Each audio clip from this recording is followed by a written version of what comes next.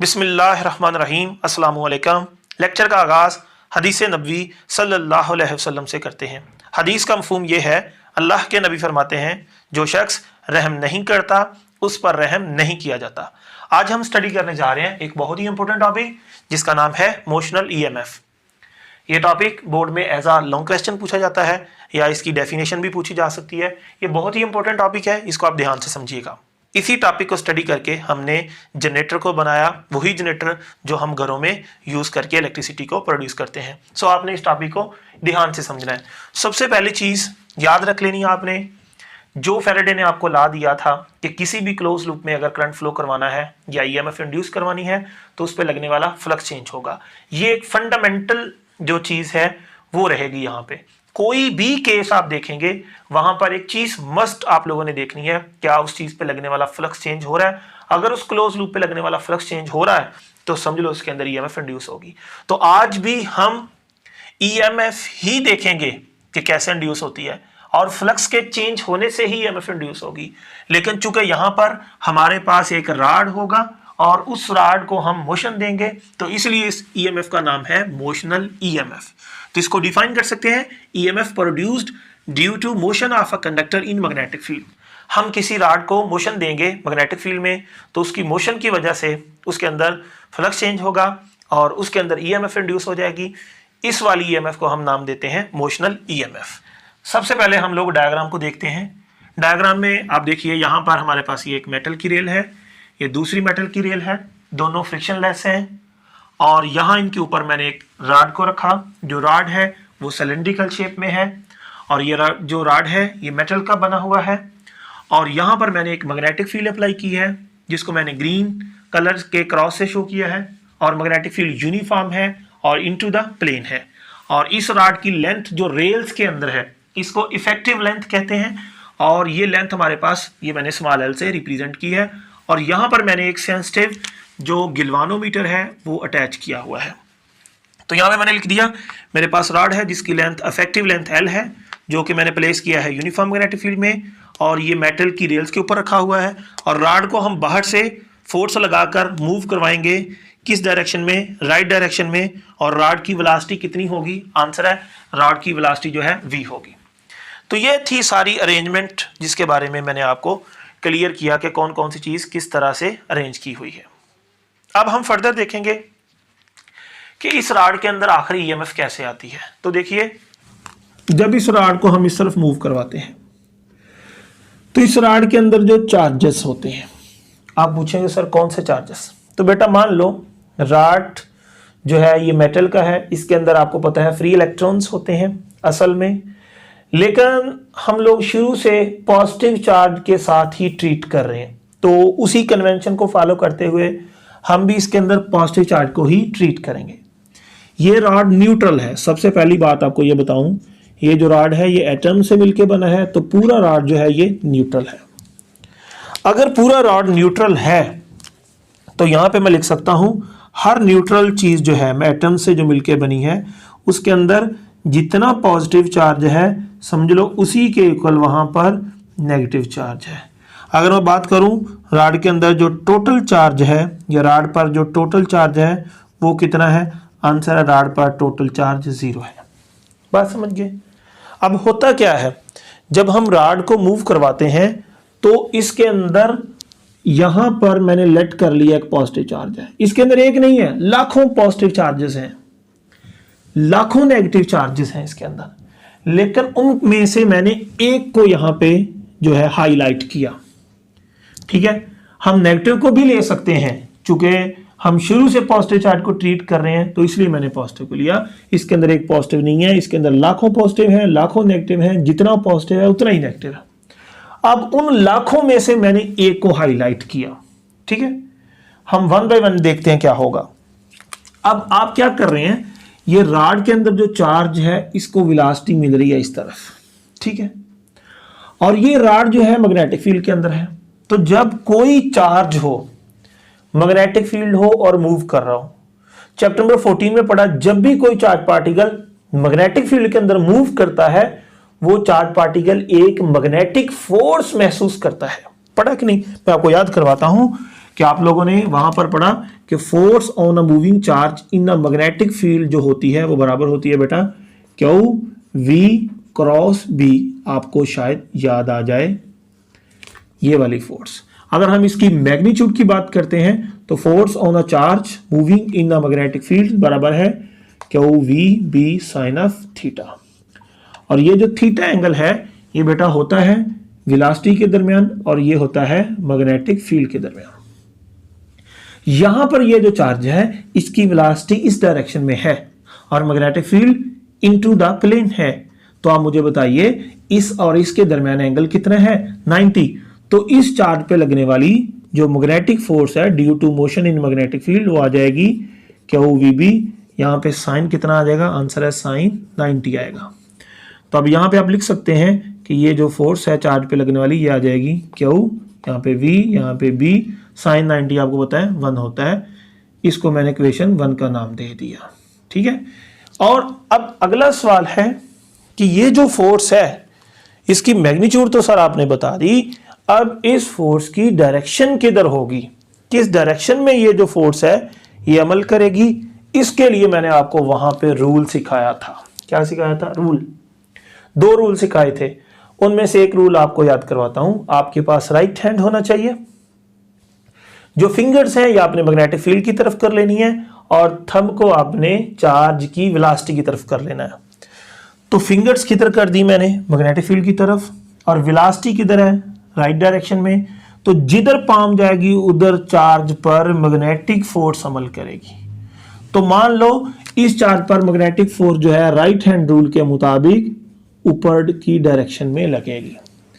जब इस चार्ज पर ऊपर की डायरेक्शन में मैग्नेटिक फोर्स लगेगी तो ये चार्ज यहां से चलता चलता यहां पे पहुंच जाएगा। आप इसको फिलहाल ओपन कंसीडर कर लें, इसको मैं पे क्लोज भी करूंगा, फिलहाल इसको ओपन कंसीडर करें, हम मेन कॉन्सेप्ट इसके अंदर से निकाल लें।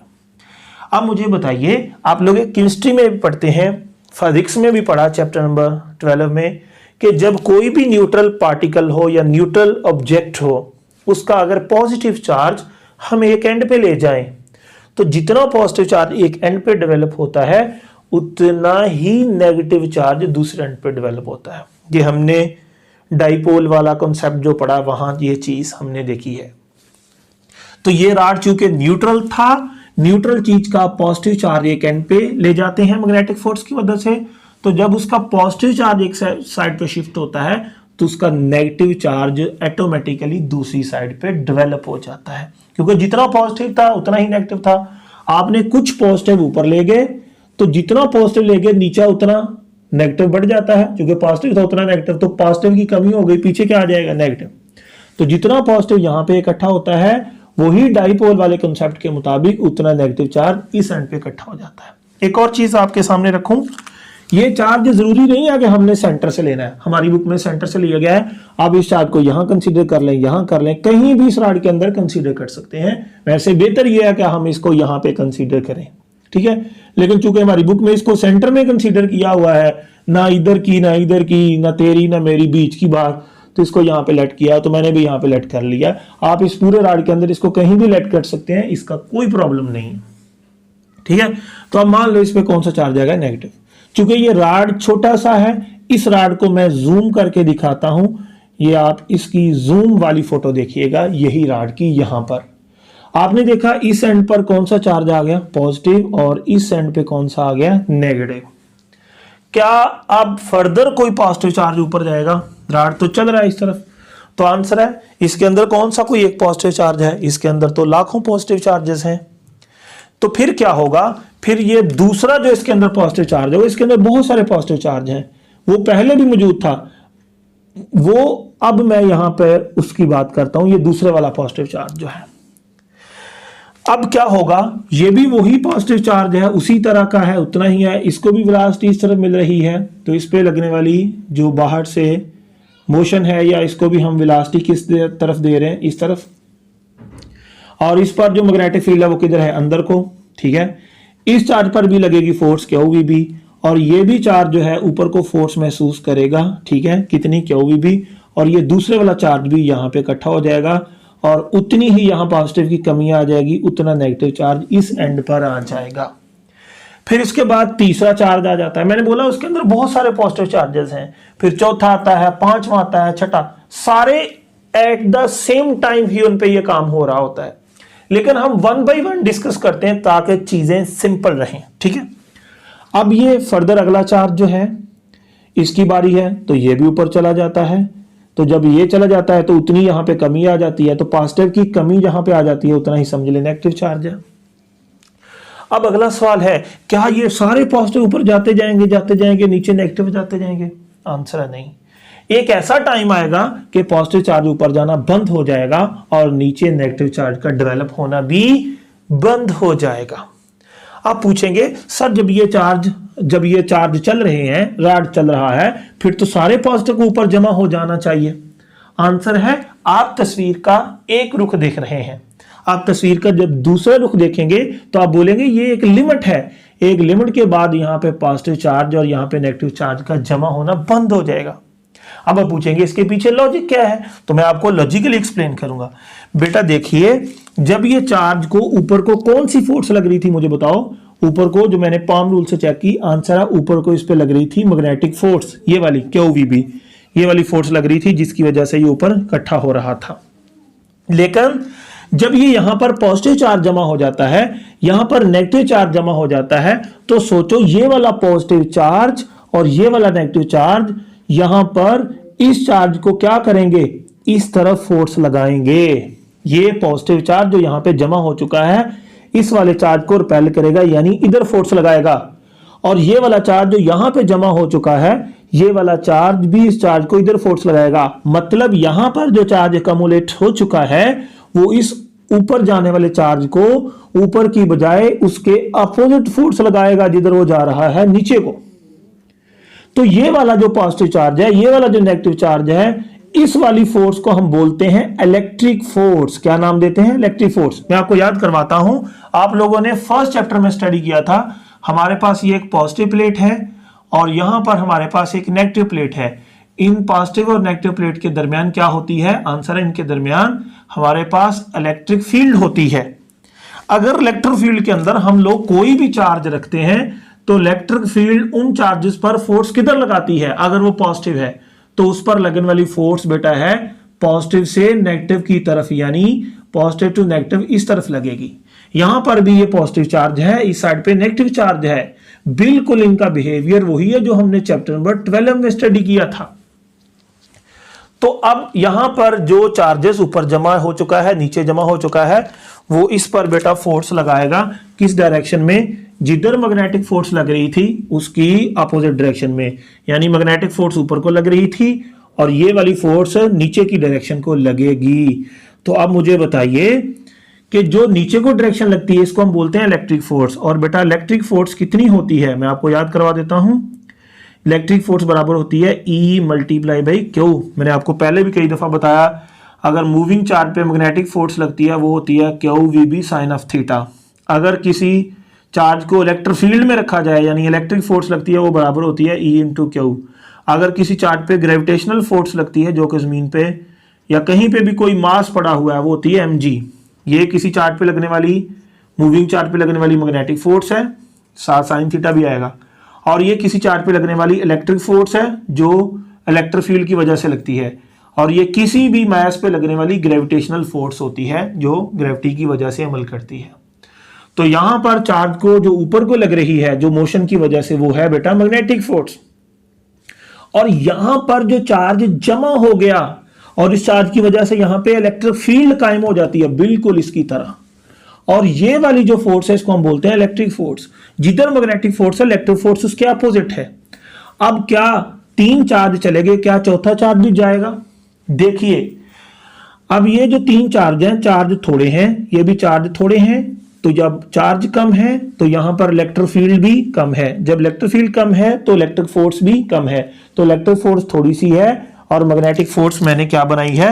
मैग्नेटिक फोर्स ज्यादा बनाई है। तो मुझे बताइए ये फोर्स क्या चाहती है? मैग्नेटिक फोर्स इसको ऊपर भेजना चाहती है, ये ज्यादा है और इलेक्ट्रिक फोर्स थोड़ी है, तो लिहाजा ये चौथे नंबर वाला चार्ज भी यहां पे जाके जमा हो जाएगा।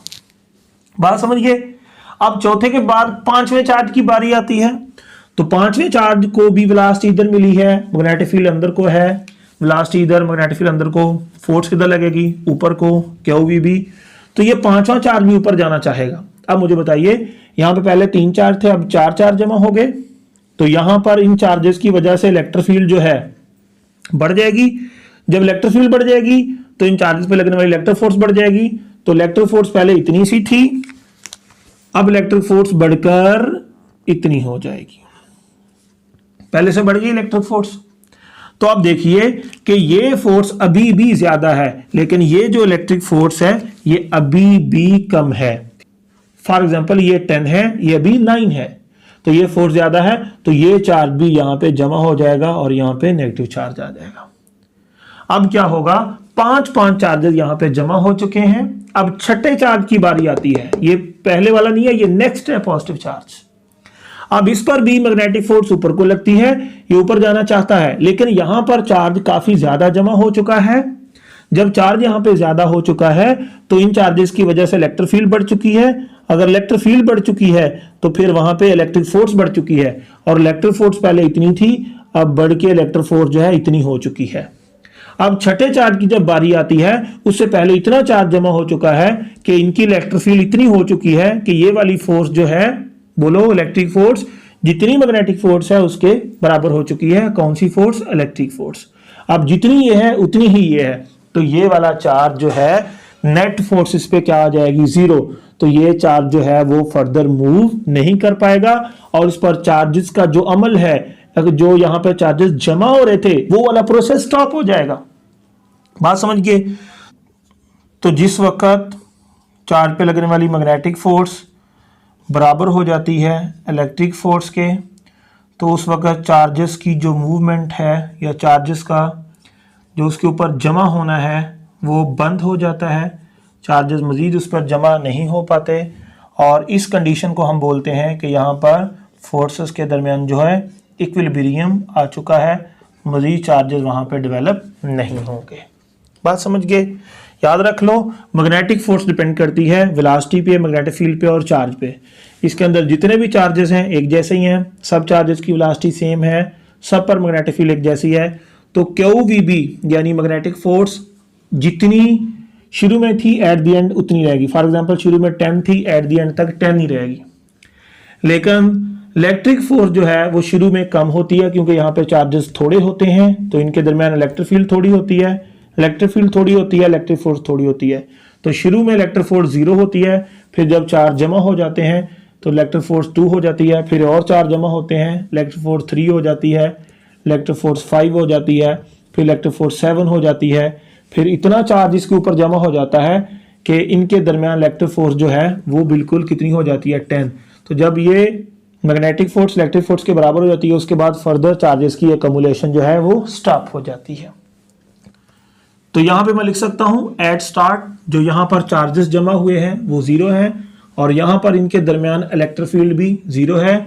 अगर यहां पर इलेक्ट्रिक फील्ड 0 है तो ये चार्ज पे लगने वाली इलेक्ट्रिक फोर्स भी 0 है। और मैग्नेटिक फोर्स जो होती है वो कितनी होती है? शुरू में हो या एंड में हो, मैग्नेटिक फोर्स हमेशा QVB रहेगी यहां पर। फिर जैसे जैसे टाइम गुजरता जाता है तो उसकी बात लिखने लगा हूं। With the passage of time जो यहाँ पर चार्जेस हैं वो बढ़ते जाएंगे। जब चार्जेस बढ़ते जाएंगे तो इनके दरमियान इलेक्ट्रिक फील्ड बढ़ती जाएगी। जब इलेक्ट्रिक फील्ड बढ़ती जाएगी तो यहाँ पर जो इलेक्ट्रिक फोर्स है वो बढ़ती जाएगी। फिर एक ऐसा टाइम आएगा कि उस टाइम पर जाकर जो इलेक्ट्रिक फोर्स है वो बराबर हो जाएगी किसके? मैग्नेटिक फोर्स के। ठीक है, लेकिन इस टाइम से पहले जो था वो इलेक्ट्रिक फोर्स लेस थी। किससे? आंसर है ये इलेक्ट्रिक फोर्स लेस थी मैग्नेटिक फोर्स से। लेकिन आहिस्ता आहिस्ता एक ऐसा वक्त आता है कि दोनों फोर्सेस आपस में क्या हो जाती हैं? इक्विलिब्रियम। तो हम लिख सकते हैं इक्विलिब्रियम से पहले ये वाली फोर्स लेस होती है मैग्नेटिक फोर्स से, लेकिन जब इक्विलिब्रियम आता है तो इक्विलिब्रियम पर दोनों फोर्सेस जो हैं वो बराबर हो जाती हैं। ठीक है जी। तो ये आपसे एमसीक्यूज पूछ सकता है कि अभी इक्विलिब्रियम नहीं आया, तो आप लिख सकते हैं इलेक्ट्रिक फोर्स लेस है, मैग्नेटिक फोर्स ज्यादा है। जब इक्विलिब्रियम आ जाता है तो जितनी इलेक्ट्रिक फोर्स होती है उतनी ही मैग्नेटिक फोर्स होती है। तो आप मुझे बताइए इलेक्ट्रिक फोर्स किसके इक्वल है? आंसर है ये बराबर होती है E इंटू क्यू के। और मैग्नेटिक फोर्स यहां पर जो हमने देखी वो बराबर है क्यू वी बी के। यहां क्यू क्यू से कैंसिल हो जाएगा और हमारे पास इलेक्ट्रिक फील्ड यानी E बराबर आ जाएगी V इंटू बी के। इसको हम नाम दे देंगे इक्वेशन 2 का। ठीक है, हमने यहां पर ये चीज निकाल ली। दरअसल यहां पर पॉजिटिव चार्ज जमा हो जाता है, यहां का पोटेंशियल VA यानी हाई पोटेंशियल है, और यहां पे नेगेटिव चार्ज इकट्ठा होता है, यहां का पोटेंशियल VB है, इसको हम लो पोटेंशियल कह सकते हैं। तो ये हाई पोटेंशियल है, ये लो पोटेंशियल है। इन दोनों प्लेट्स के दरमियान एक पोटेंशियल का डिफरेंस डेवलप हो जाता है जो कि बराबर है VA माइनस किसके होगा? VB। ये पोटेंशियल डिफरेंस होगा जो इस रॉड के क्रॉस डेवलप हो जाता है। ठीक है, अब हमें पता करना है कि यहां पर पोटेंशियल डिफरेंस कितना डेवलप हुआ है, ये हमारा टॉपिक है असल में। तो हमने तो इस रॉड के साथ जो काम किया उससे ये चीज निकाली है, हमने इलेक्ट्रिक फील्ड निकाली है ये डाटा से, ये इक्वेशन 2 है। लेकिन हमें इलेक्ट्रिक फील्ड नहीं निकालनी, हमें पता करना है यहां पर पोटेंशियल का डिफरेंस कितना है। तो अब आपको ऐसा रिलेशन ढूंढो कि उस रिलेशन से आप यहां पर वैल्यू पुट करो और पुट करने से आपके पास पोटेंशियल डिफरेंस आ जाए। तो आपको सोचना होगा कि आपने कोई ऐसा रिलेशन पढ़ा है जिस रिलेशन में इलेक्ट्रिक फील्ड आती हो और पोटेंशियल डिफरेंस आता हो, ताकि हम उस रिलेशन से इलेक्ट्रिक फील्ड की वैल्यू यहां पुट करें और पोटेंशियल डिफरेंस आ जाए। तो ये हमने इलेक्ट्रिक फील्ड की वैल्यू निकाली है, आपको इसको याद भी कर लेना। ये MCQ आपसे पूछा जा सकता है कि यहां पर जो इलेक्ट्रिक फील्ड है वो बराबर होती है किसके? V इंटू बी के।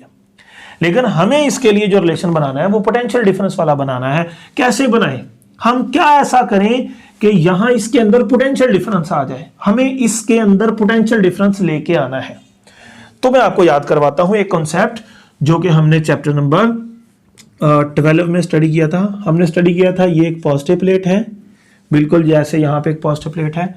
हमने स्टडी किया था यहाँ पे एक नेगेटिव प्लेट है, आपको याद होना चाहिए चैप्टर नंबर 12 में।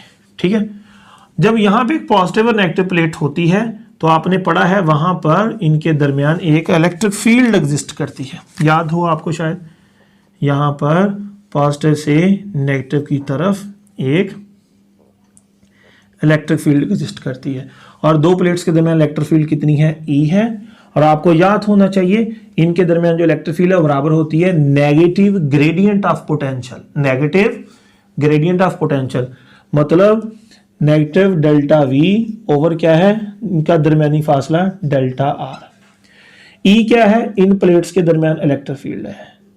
और डेल्टा V क्या है? इस और इस प्लेट के दरमियान पोटेंशियल डिफरेंस है। और डेल्टा R क्या है? इस और इसके दरमियान डिस्टेंस है। तो बिल्कुल जैसे ये पॉजिटिव नेगेटिव प्लेट होती थी, बिल्कुल इसी तरह यहां पे भी ये पॉजिटिव प्लेट है, ये नेगेटिव प्लेट है। तो अब हम इस फार्मूला को इसके लिए अप्लाई करते हैं। तो हमारे पास आ जाएगा इलेक्ट्रिक फील्ड जो यहां पर डेवलप हुई है E बराबर आ जाएगी नेगेटिव डेल्टा V। यहां पे जो पोटेंशियल का डिफरेंस है वो कितना है? डेल्टा V, वो आ गया। और यहां पर जो प्लेटों के दरमियान जो डिस्टेंस है वो कितना है? L, हम यहां पे लिख सकते हैं। तो ये इक्वेशन को मैं नाम दे सकता हूं इक्वेशन नंबर 3 का। अब आप इस इक्वेशन को देखिए और इस इक्वेशन को देखिए, ये इक्वेशन हमने इससे निकाली है और ये इक्वेशन हमने फर्स्ट चैप्टर से ली थी जो कि पॉजिटिव नेगेटिव प्लेट के लिए होती है, और यहां पे भी पॉजिटिव नेगेटिव प्लेट है। और यही इक्वेशन जो पॉजिटिव नेगेटिव प्लेट के लिए थी, यही इक्वेशन को हमने यहां पॉजिटिव नेगेटिव प्लेट पर अप्लाई किया इस रॉड के लिए। तो जब इस रॉड के लिए अप्लाई किया तो आपके पास जो डिस्टेंस था वो कितना था? L। अब ये इक्वेशन भी इसी के लिए है। अब हम क्या कर सकते हैं? 2 और 3 को कंपेयर करेंगे। आप लोग क्या करेंगे? यहाँ पे कंपेयर करेंगे किसको? 2 को किसके साथ? 3 के साथ। जब 2 इक्वेशन को 3 के साथ कंपेयर करेंगे तो आप देखिए इसकी लेफ्ट साइड इसकी लेफ्ट साइड के बराबर है, तो इसकी राइट साइड इसकी राइट साइड के बराबर आ जाएगी। हमारे पास यहाँ पे आ जाएगा माइनस डेल्टा V यानी potential difference between two ends over L बराबर आ जाएगा V इंटू बी के। यहाँ से L जो है डिवाइड हो रहा है, इस L को हम यहाँ पे मल्टीप्लाई कर सकते हैं। यहाँ पे माइनस है तो हम इसको यहाँ पे डेल्टा V लिख सकते हैं, और माइनस जो है यहाँ पे शिफ्ट हो सकता है माइनस VBL। अब यहाँ पे आपको पता है एट द स्टार्ट एंगल जो था लास्ट ईयर मैग्नेटिक फील्ड में 90 था, जिसकी वजह से साइन 90 की जगह 1 आ गया और साइन खत्म हो गया। तो ये तब होता है अगर हमारे पास एंगल जो है वो 90 है। अगर एंगल 90 के अलावा हो, अदर देन 90 एंगल होता है, तो फिर यहां साइन थीटा खत्म नहीं होना था, इसने एट द एंड तक चलना था। तो फिर हमारे पास पोटेंशियल डिफरेंस जो था दो पॉइंट्स के दरमियान वो आना था minus VBL sine of theta. तो यही चीज थी जो हमने कैलकुलेट करनी थी, यानी इस रॉड के लिए दो एंड्स के दरमियान जो पोटेंशियल का डिफरेंस निकालना था वो हमने यहां पर निकाल लिया। हमारे पास आ जाता है minus VBL sine of theta. Finally हमारे पास रिजल्ट आ गया potential difference between point A and B, या रॉड के एंड्स के दरमियान जो पोटेंशियल डिफरेंस है minus VBL sine of theta. ये चीज हमने निकाली, इसको आप क्वेश्चन नंबर 4 का नाम दे सकते हैं।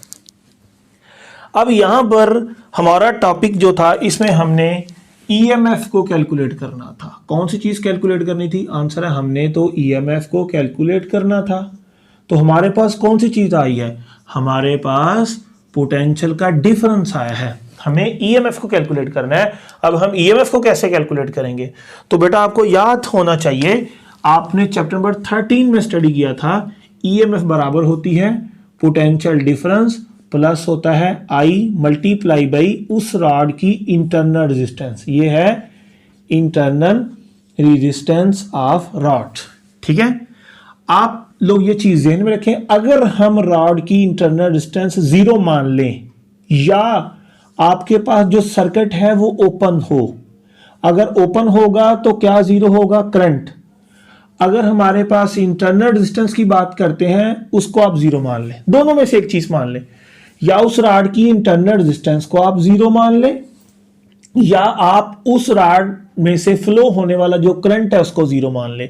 इसको हम बोलते हैं ओपन सर्किट और इसको बोलते हैं इसकी इंटरनल रेजिस्टेंस 0। तो इन दोनों में से अगर कोई भी केस हो तो उस केस में जो आपकी EMF होती है वो उतनी ही होती है जितना टर्मिनल का पोटेंशियल डिफरेंस होता है।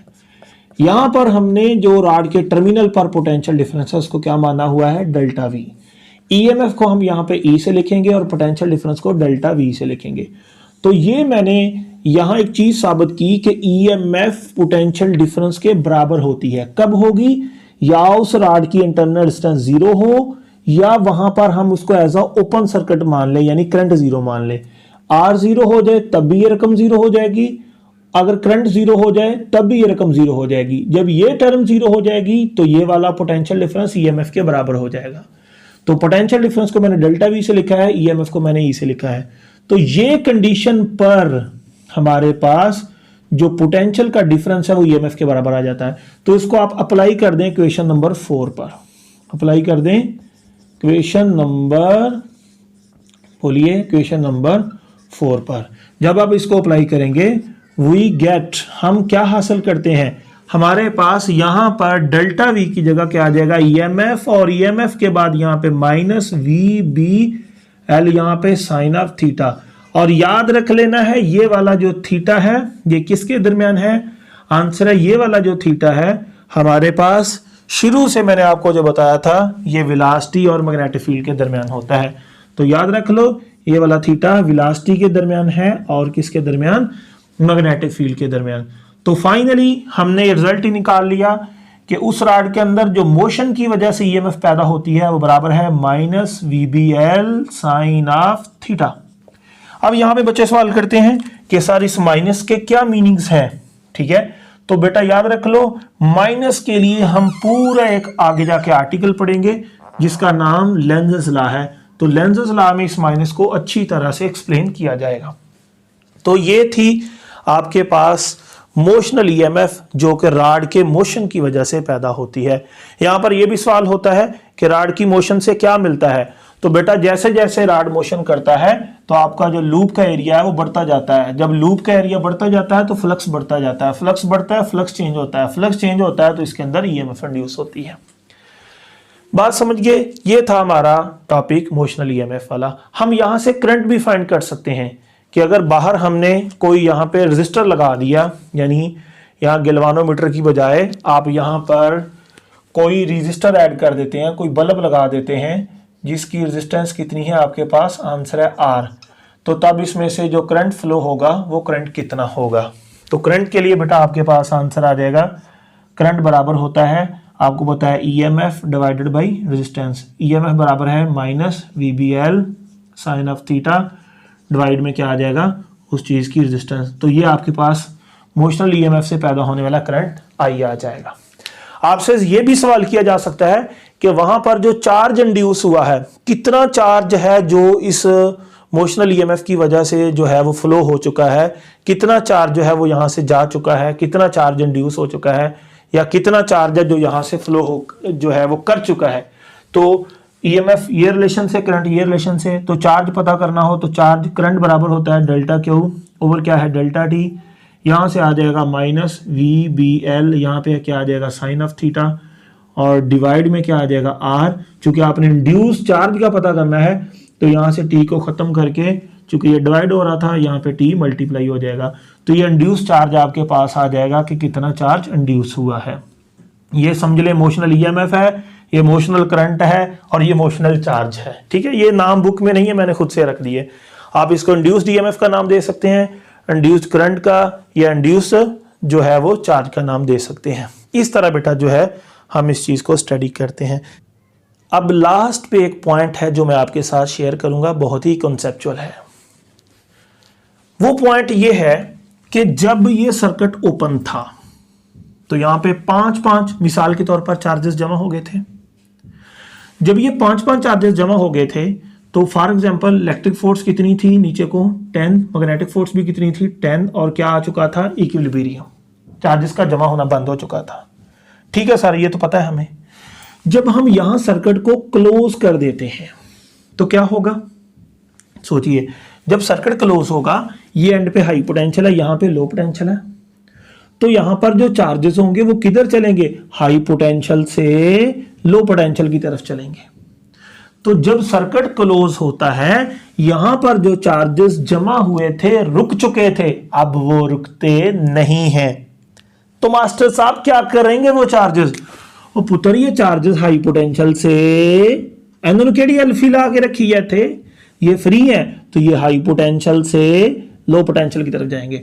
तो जब यहां से पॉजिटिव चार्ज निकल के इस तरफ रवाना होगा तो यहां पॉजिटिव में कमी आ जाएगी। ठीक है, अब पूरी वायर के अंदर चार्जेस चलना शुरू हो जाते हैं। जब ये चलता है अगला अगला सारी वायर के चार्जेस चलना शुरू हो जाते हैं। हम पॉजिटिव चार्ज को चलता हुआ मानते हैं। तो यहां पर जब पॉजिटिव निकलता है तो फिर यहां पर सारे चार्जेस के अंदर चलना शुरू हो जाते हैं। तो फिर यहां पर भी जो पॉजिटिव होता है, पूरी वायर जो है हम मानते हैं कि ये वायर के अंदर पॉजिटिव चार्जेस फ्री चार्जेस हैं, हम ये मान के चल रहे हैं। ठीक है, तो जब यहां से पॉजिटिव चार्ज निकलता है, सारे पॉजिटिव चार्जेस चलते हैं, यहां का जो पॉजिटिव चार्ज होता है वो यहां पहुंच जाता है। जो ही ये यहां से निकलता है तो सारे चार्जेस के अंदर मूवमेंट आती है। जब सबके अंदर मूवमेंट आती है तो यहां पर जो इसके पास ही पॉजिटिव चार्ज था वो यहां पे चला जाता है। तो जब ये पॉजिटिव यहां पे चला जाता है तो यहां पे नेगेटिव में कमी आ जाती है। बात समझ गए। एक चीज याद रखिएगा, असल में मेटल के अंदर इलेक्ट्रॉन्स मूव करते हैं, इलेक्ट्रॉन्स फ्री होते हैं, लेकिन यार हम शुरू से ये मान के चल रहे हैं कि हम पॉजिटिव चार्ज को चलता हुआ मानेंगे, हर चीज पॉजिटिव चार्ज के हिसाब से शो करेंगे। हम नेगेटिव से करें तो वो तो असल चीज होगी, लेकिन एक रवाज बन चुका है कि पॉजिटिव चार्ज से ही सारा कुछ इंडिकेट करना है। तो आपने क्या देखा, सर्किट क्लोज करने पर ये यहां से खिसकता है। जब यहां से खिसकता है तो सारी वायर के चार्जेस मोशन में आते हैं। जब सर्किट क्लोज होता है तो सारी वायर के चार्जेस मोशन में आते हैं। जब मोशन में आते हैं तो यहां पॉजिटिव में कमी आती है और यहां नेगेटिव में कमी आती है। तो ये पॉजिटिव ये नेगेटिव क्या हो चुके हैं, शाबाश बोलो, कम हो चुके हैं। अगर ये चार्जेस कम हो चुके हैं तो फर्स्ट चैप्टर में आपने पढ़ा कि इनके दरमियान इलेक्ट्रिक फील्ड भी कम हो जाएगी। जब इलेक्ट्रिक फील्ड कम हो जाएगी तो फिर इलेक्ट्रिक फोर्स भी कम हो जाएगी। तो इलेक्ट्रिक फोर्स तो पहले इसके बराबर हो चुकी थी, अब चार्जेस 5-5 थे, एक एक चार्जेस की कमी आ चुकी है, इलेक्ट्रिक फील्ड कम हो चुकी है। इलेक्ट्रिक फोर्स 10 नहीं बल्कि कम हो जाएगी, कितनी भी लगा लें 9 हो जाएगी। क्या अब इक्विलिब्रियम रहेगा? आंसर है अब इक्विलिब्रियम नहीं रहेगा। ये ज्यादा है, ये कम है, यार इक्विलिब्रियम नहीं पॉसिबल। क्या होगा, सोचो क्या होगा। तो जिसकी लाठी उसकी भैंस, माइट इज राइट। जो फोर्स ज्यादा होगी वो जीतेगी। तो कौन सी फोर्स ज्यादा है, ये वाली। तो क्यू वी भी फिक्स है, तो ये 10 है, ये 9 है। तो ये चार्ज जो यहाँ पे था कमी आ चुकी थी, तो फर्दर जो चार्ज है यहाँ पे आ जाएगा और यहाँ पे मजीद चार्ज आ जाएगा। जब ये यहाँ पे पहुंचेगा मजीद तो ये मजीद इधर, तो यहाँ पे क्या हो रहा है, चार्जेस जब सर्किट क्लोज होता है इधर निकलते हैं, चार्जेस में कमी आती है, इलेक्ट्रिक फील्ड कम होती है, इलेक्ट्रिक फोर्स कम होती है, ये 10 की 10 रहती है, ये 9 हो जाती है, इक्विलिब्रियम डिस्टर्ब हो जाता है। तो ये चार्ज जो यहाँ पे रुका हुआ था इक्विलिब्रियम की वजह से ये चलता है, जब ये चलता है फिर यहाँ पे पूरे हो जाते हैं, तो फिर जब यहाँ पे आता है फिर ये बाहर निकलता है। तो क्या हो रहा है, अब इक्विलिब्रियम नहीं रहेगा, चार्जेस हमेशा ऊपर को जाते जाएंगे, ऊपर जाते जाएंगे, चूंकि सर्किट क्लोज है तो फिर यहाँ ऊपर से नीचे भी आते जाएंगे। तो इस तरह काम चलता जाएगा, यहाँ से ऊपर भेजे जाएंगे फिर ऊपर से नीचे आएंगे, यहाँ से ऊपर भेजे जाएंगे ऊपर से नीचे आएंगे। तो यहाँ पर इसके अंदर मैग्नेटिक फोर्स चार्ज को लो पोटेंशियल से उठा के हाई पोटेंशियल पे लेके जाती है, यानी मैग्नेटिक फोर्स चार्ज पर वर्क करती है। फिर जब चार्ज यहां निकलता है तो हाई पोटेंशियल से लो पोटेंशियल में आता है और सारी एनर्जी रास्ते में जो भी चीज लगी होगी उसको अपनी एनर्जी ट्रांसफर कर देगा। तो आप देखेंगे यहां पे दो काम होंगे, चार्जेस बाहर पहुंचा हुआ है तो हाई पोटेंशियल से लो की तरफ आएगा और यहां पे जो भी डिवाइस लगी होगी उसको अपनी एनर्जी ट्रांसफर कर देगा। फिर जब यहां पे पहुंचेगा मैग्नेटिक फोर्स उसको उठा के लो से हाई पे लेके जाएगी, फिर इसके अंदर एनर्जी आ जाएगी, फिर ये हाई से लो की तरफ आएगा। तो जब अंदर जाता है लो से हाई की तरफ इसको उठाया जाता है, मैग्नेटिक फोर्स इसको लो से हाई की तरफ लेके जाती है और इसको एनर्जी देती है, इस पे वर्क करती है, इसके अंदर एनर्जी भरी जाती है। लेकिन जब बाहर जाता है हाई से लो पे आ जाता है, अपनी एनर्जी लूज कर आता है। तो इस तरह बेटा ये निजाम चलता रहता है, यहाँ एनर्जी बढ़ते हैं, बाहर जाके एनर्जी दे आता है, फिर एनर्जी लेता है दे आता है, एनर्जी लेता है दे आता है, एनर्जी मिलती है खर्च आता है। जैसे हम घर आते हैं पैसे मिलते हैं, बाहर निकलते हैं खर्च जाते हैं, फिर घर आते हैं पैसे मिलते हैं, बाहर जाते हैं खर्च आते हैं, घर आते हैं पैसे मिलते हैं, बाहर जाते हैं खर्च आते हैं। ये चार्ज घर आता है एनर्जी मिलती है, बाहर जाता है यहाँ खर्च आता है, फिर घर आता है एनर्जी मिलती है, बाहर जाता है खर्च आता है, फिर बाहर आता है, ये इसका घर है चार्जेस का। यहाँ पे मैग्नेटिक फोर्स इसको एनर्जी देती है, बाहर जाता है एनर्जी खर्च आता है, इसकी एनर्जी कभी बल्ब ले लेता है, पंखा ले लेता है, जो भी यहाँ पे चीज लगी होगी वो इस चार्ज की एनर्जी ले लेगी। तो जब इसकी एनर्जी ले लेगी फिर अपने घर जाएगा, मैग्नेटिक फोर्स इस पर वर्क करके ऊपर भेजेगी। तो इस तरह बेटा ये लेन देन का निजाम जो है वो चलता रहेगा। लास्ट में एक चीज कि आपके पास ये जो मोशनल ईएमएफ आई है वो इन फैक्टर्स पर डिपेंड करती है। आप इन फैक्टर्स को चेंज करके आपकी जो मोशनल ईएमएफ है उसको चेंज कर सकते हैं। वेलोसिटी, मैग्नेटिक फील्ड, लेंथ, इन चीज़ों को बढ़ा के आप लोग जो है ईएमएफ को बढ़ा सकते हैं। इनको कम करके ईएमएफ को भी कम कर सकते हैं। एंगल के चेंज होने से भी ईएमएफ जो है वो चेंज हो जाती है। ईएमएफ को हम यहाँ पर मोशनल ईएमएफ क्यों कहते हैं? क्योंकि ये राड के मोशन की वजह से जो कि मैग्नेटिक फील्ड में हुई थी, इस वजह से पैदा होती है, due to motion of rod in magnetic field called motional EMF. और हम अपनी लाइफ में इसको बहुत जगह पे पैदा हुआ देख सकते हैं। आपकी जमीन है, उसके गिर्द मैग्नेटिक फील्ड है, तो आपका जो एरोप्लेन है वो मेटल का ही बना होता है। तो जब मेटल का बना हुआ एरोप्लेन आपकी जमीन की मैग्नेटिक फील्ड में भागता है तो एरोप्लेन के जो विंग्स हैं उनके अंदर भी ईएमएफ पैदा हो जाती है, क्योंकि वो भी मेटल का राड है। फिर आपकी जो ट्रेन है वो भी जमीन के अंदर चलती है, जमीन के बाहर मैग्नेटिक फील्ड है, तो जमीन के ऊपर एक ट्रेन चलती है पटड़ी के ऊपर, तो ट्रेन भी एक मेटल की बनी है, उसके अंदर मोशनल ईएमएफ आती है। आपकी मोटरसाइकिल का चक्का है वो भी जमीन के ऊपर चलता है, तो जमीन के चारों तरफ क्या फैली है? मैग्नेटिक फील्ड, तो वो चक्का भी मेटल का बना है, तो वो भी मेटल का राड्स होते हैं उसके अंदर भी, तो वहां भी राड्स के अंदर ईएमएफ पैदा होती है। आप लोग इस तरह बहुत सारी मेटल की चीजें, कोई लोहे का सरिया लेकर आप जमीन की फील्ड में भागना शुरू कर दो तो उस लोहे के या आयरन के रॉड पर भी ईएमएफ इंड्यूस हो जाएगी। तो जमीन के चारों तरफ भी इसकी मैग्नेटिक फील्ड फैली है। आप कोई भी मेटल्स की बनी हुई वायर, रॉड, मटेरियल जमीन की फील्ड में लेके ऐसे मूव करते हैं तो उस मेटल के रॉड के अंदर जमीन की फील्ड की वजह से भी मोशनल ईएमएफ पैदा हो जाएगी। लेकिन वो बहुत ही थोड़ी है कि आप जो है उसको आम लाइफ में डिटेक्ट इजीली नहीं कर सकते। उसको डिटेक्ट करने के लिए आपको बहुत ही सेंसिटिव किस्म का गैल्वानोमीटर लगाना पड़ेगा। तो आज के लिए इतना ही। Thank you so much. मिलते हैं नेक्स्ट लेक्चर में।